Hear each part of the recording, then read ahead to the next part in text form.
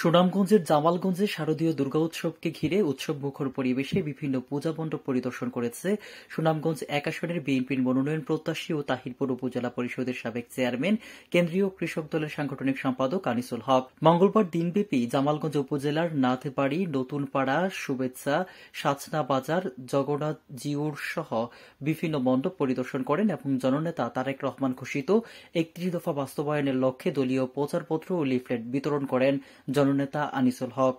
তিনি বলেন, ধর্ম যার যার, রাষ্ট্র সবার, এটি শুধু একটি স্লোগান নয়, এটি আমাদের রাজনৈতিক দর্শন। বিএনপির ভারপ্রাপ্ত চেয়ারম্যান তারেক রহমান সবসময় সামাজিক সম্প্রীতির বার্তা দিয়ে আসছেন। আমরা চাই জামালগঞ্জের হিন্দু সম্প্রদায় সহ সব ধর্মাবলম্বী শান্তিপূর্ণ ও নিরাপদে দুর্গা উৎসব পালন করুক। সামাজিক সম্প্রীতি রক্ষা করা আমাদের সবার দায়িত্ব।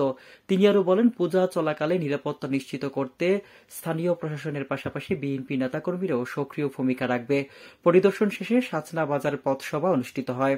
পথসভায় বক্তব্য রাখেন সুনামগঞ্জ ১ আসনের ধানের শীষের বিএনপির মনোনয়ন প্রত্যাশী, সুনামগঞ্জ জেলা বিএনপির সাবেক সহসভাপতি, বাংলাদেশ জাতীয়তাবাদী কৃষক দলের কেন্দ্রীয় নির্বাহী সংসদের সাংগঠনিক সম্পাদক, সুনামগঞ্জ জেলা বিএনপির বর্তমান আহ্বায়ক কমিটির অন্যতম সদস্য জননেতা আনিসুল হক।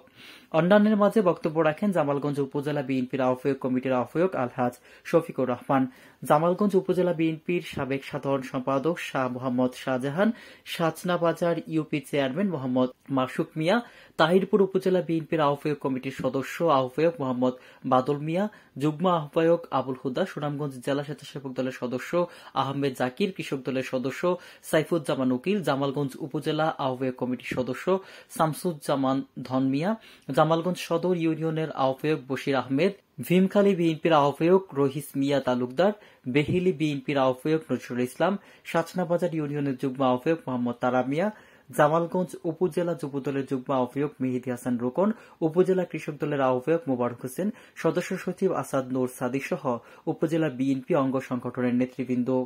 মনোনয়ন প্রত্যাশী আনিসুল হক বলেন, তারেক রহমানের ৩১ দফা বাস্তবায়নের জন্য লিফলেট ও প্রচারপত্র বিতরণ করছি। আগামী নির্বাচনে বিএনপিকে বিজয়ী করতে হবে। পিআর পদ্ধতি নির্বাচন মানি না, মানব না। এই পিআর পদ্ধতি জনগণ চায় না। পিআর পদ্ধতি বাতিল করতে হবে। জনগণ ভোট দিতে চায়, ভোট দিয়ে জয়যুক্ত করতে চায়। সনাতন ধর্মাবলম্বী সবচেয়ে বড় ধর্মীয় উৎসব দুর্গাপূজার সকলকে শুভেচ্ছা জানান তিনি। আরেকবার বলেছিলাম যে আমরা যে গ্রামে বসবাস করি সেই গ্রামে হিন্দু মুসলিম আমরা একসাথে বসবাস করি। আমাদের পাশের বাড়ি, আমাদের পূর্ব পাশের বাড়ি কিন্তু হিন্দু বাড়ি, আমাদের এক বাড়ি পশ্চিমে সেখানেও কিন্তু হিন্দু বাড়ি। রজত সিংহ তালুকদার বাবু নিশ্চয়ই আপনারা চিনেন, পিয়ারি তালুকদার বা এরকম বাবুদের ছেলে বাবু সুরেন্দ্রপুর ব্যস্ত, তাদের বাড়ি আমাদের গ্রামে। এভাবেই কিন্তু আমরা মিলেমিশে আছি আমাদের অনেক নেতৃবৃন্দের সাথে, অনেক পূজনীয় ব্যক্তিদের সাথে, আমার শ্রদ্ধাভাজন শিক্ষকদের সাথে।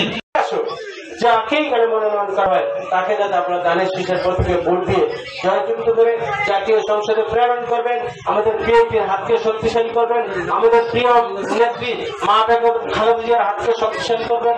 আমাদের প্রিয় নেতা বিএনপির ভারপ্রাপ্ত চেয়ারম্যান জনাব তারেক রহমানের হাতকে শক্তিশালী করে বাংলাদেশের জাতীয় সংসদের প্রধান হয়ে জাতীয় সরকার গঠন করে উনাকে প্রধানমন্ত্রী করতে পারি, সেই লক্ষ্যে আপনাদের কাছে আমরা দোয়া চাই, আপনাদের কাছে আশীর্বাদ চাই। কেটিভি বাংলা, বিশ্বের চোখে বাংলাদেশ।